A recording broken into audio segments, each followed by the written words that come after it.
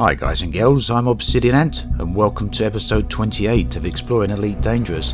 Here I am, way above the galactic core, and I've found a water world here. In fact, I found a number of water worlds and Earth-like planets.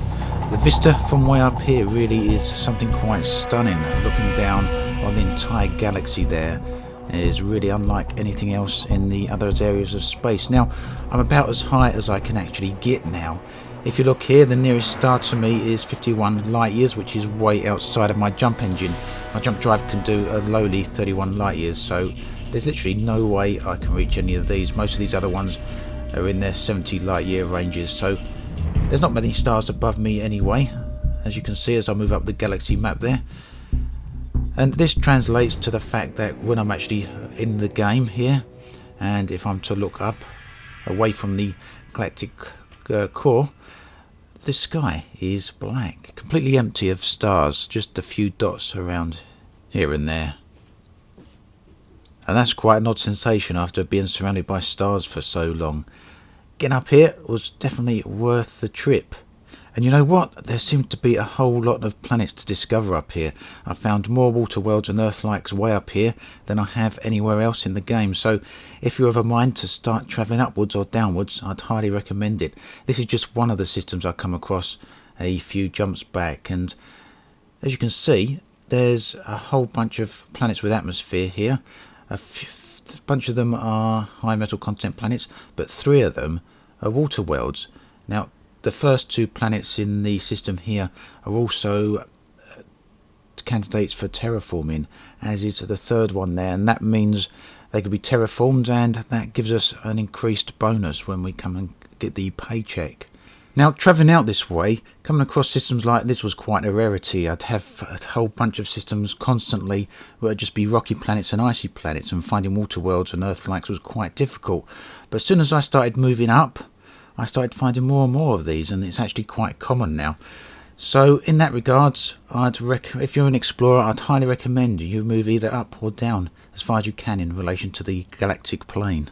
So this episode I'm going to do something a little bit different. This character here, Commander Granite, is well on his way toward the galactic core, and we're going to leave him to it for a bit and head off and check in on Commander Obsidian Ant.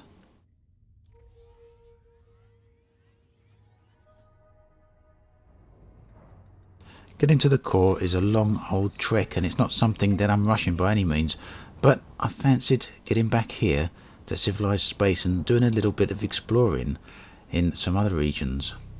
So I've traded in the Vulture and purchased a Diamondback Explorer. This ship here has got a massive jump range now, well over 30 light years, and a very good power plant, and a few other nice modules like that. Quite a nice looking ship actually. And in fact a lovely thing to fly.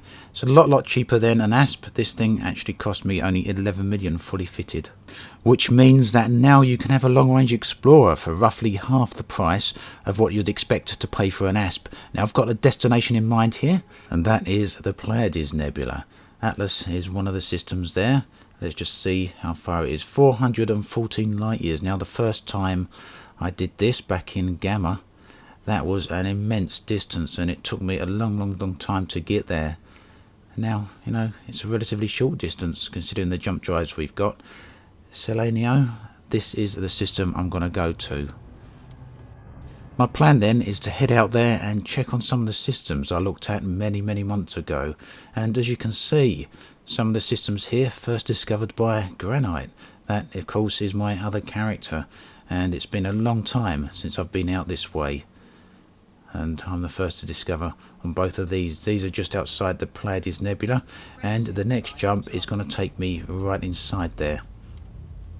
Inside the Selenio system, there's a particular planet I want to check, and it's a lava world with a ring system.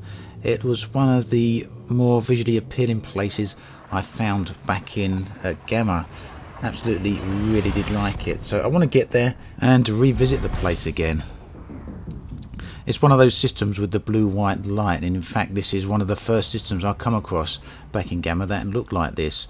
I come all the way out here in an Eagle, made most of the journey on an 8 light year jump drive, and on one of the final systems in civilized space, I managed to find a drive that got me up to 13 light years.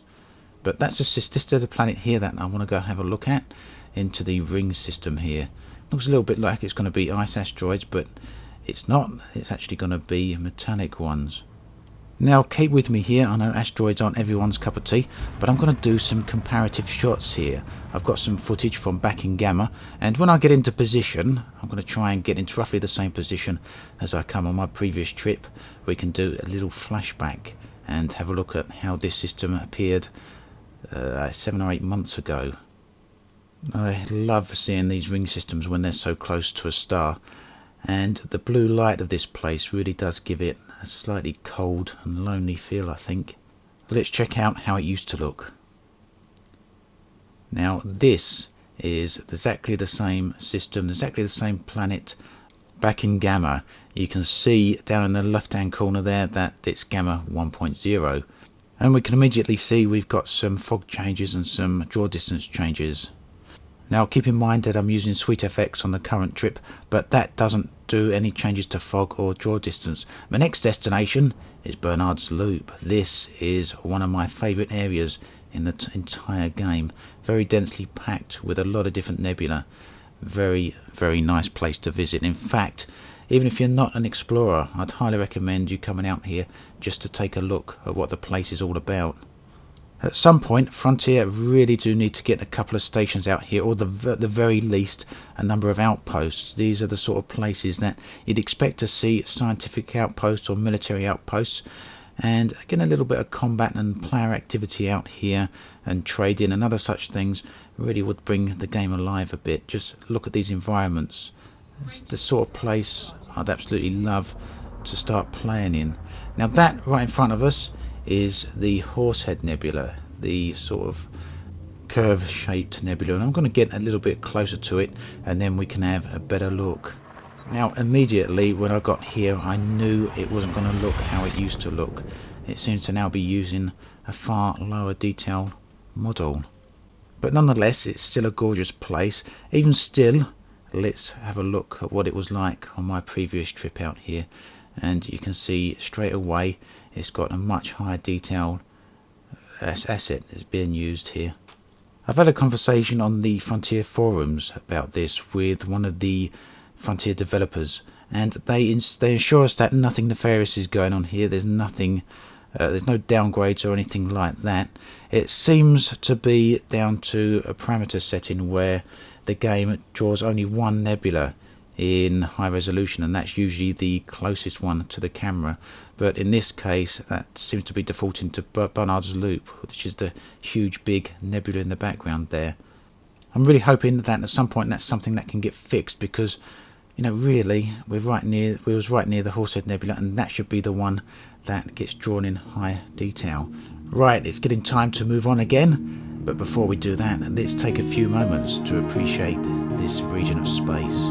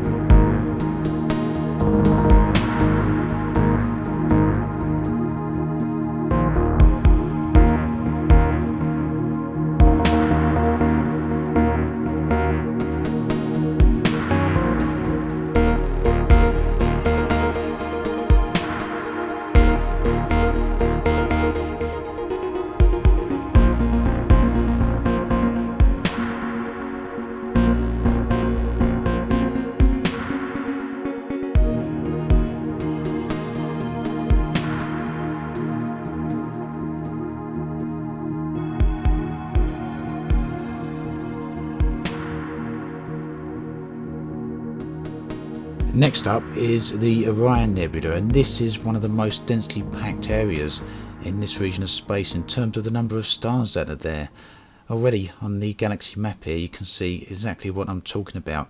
There's stars here that are literally less than a light year apart in many cases. And even from this distance you can see what a tight cluster they are. They all follow through the centre of the nebula there. And if we scroll down, if we just move down a little bit here, you can see that they sort of move upwards. Very nice area here. And of course all these stars are surrounded by all the wonderful nebula here. And in addition to that, it's got one of the largest stars in the Milky Way here, EZ Orionis. Now that is a truly massive star, and if you stick around you'll be seeing just how large it is very shortly. Look at it there. Oh, that's the galaxy map messing around for us. Let's try typing on it. A bit too many stars to click on there. I don't know if you've actually noticed that if you click on the background rather than the star, it just scrolls to a seemingly random star instead of the one you're trying to get to, and even still it's a little bit difficult to click on there. Right, there it is. No, just see what I did? Just click slightly to the edge of the star itself and it takes me somewhere else. That's where I want to head ultimately, but the route that's plotted there is not quite the direction I want to go. I want to try and come in through the back of that star cluster there and then follow it up a little bit. So I'm going to plot a route here at the end of this cluster of stars. There it do. 192 light years. So very short distance. Totally different to the last time I was in this region of space. We didn't have any route plotting back then, no navigation route plotting back in gamma, and so you used to have to manually figure out your route, which meant that sometimes you'd go 100 or 200 light years in one direction only to come to a dead end, which of course meant you had to backtrack and then find an alternative way around. Getting across Barnard's loop really was quite a huge monumental task, and it took me a number of days to achieve it. It really did feel like true exploration back then, before all these newfangled automated systems we've now got. Quite a few water worlds out this way too, you may have noticed, although of course most of these, or in fact all of these, have already been discovered long ago. Nebulas are one of the first places that explorers seem to head towards, and Barnard's Loop is that nebula you can see, the red horseshoe shaped nebula you can see from civilized space. So of course it's one of the first destinations anyone really wants to go to when they set out into the depths, and that meant that all the planets there become discovered long ago. So as I said, I was last in this region in early December of last year, and this here was one of the first ring systems. In fact, it was the first ring system I ever come across inside a nebula, and I posted a bunch of screenshots of this to the community, and no one had ever seen anything quite like this before. Now, if you're into scanning planets and you're out here to try and get money rather than just sightseeing, it's usually worthwhile trying to scan the gas giants, because often they can be ammonia based or have ammonia based life forms on them, and you will get quite a large bonus for that sort of planet. So if you're into scanning, that is one of the planets that you really do want to scan. And as with the previous episode, I'll put a link below in the video description showing you the values of each planet type. Right, EZ Orionis then.